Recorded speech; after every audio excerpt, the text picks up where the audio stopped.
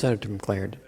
President and Senator from Oregon, I only have one question, so you can keep standing. I want to see if the senator will yield for one question. Senator yields. Thank you, Senator.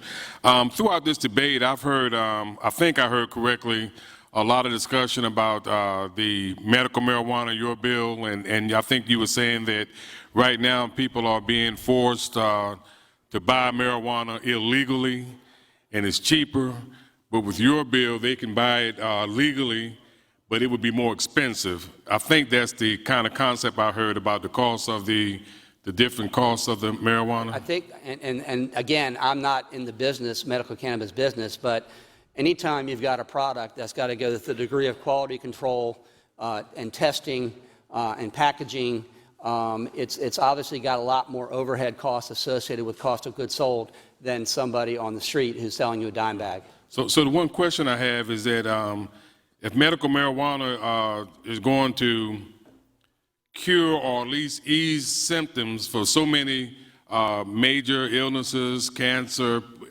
extreme pain, those types of things. So how do poor people afford this? If this passes, I don't want this to be something that will only benefit folks who have means and who have resources, because there are a lot of people who are pretty much poor that also suffer these same ailments. And so I'm just wondering, how will they afford? I mean, it seems like, if you agree with me, that maybe they'll be forced to still buy their marijuana from the kid on the corner or something like that because of the difference in the price. All I can tell you is the way we set up the financing mechanism here, Senator, was only those fees and taxes would be levied that were sufficient to administer the program. It was not intended to generate revenues for the general fund for the very reason that you're saying. I don't want to price this out of the ability of patients to access medicine. I take your point. I mean, it's not going to be covered by insurance, okay?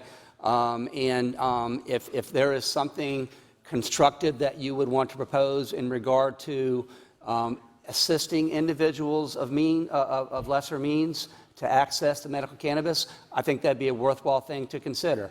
But I can tell you that I'm mindful of that, and that's why in setting up this fee structure in here, it was only to cover the cost of administering, because I wanted to keep it down as low as we could.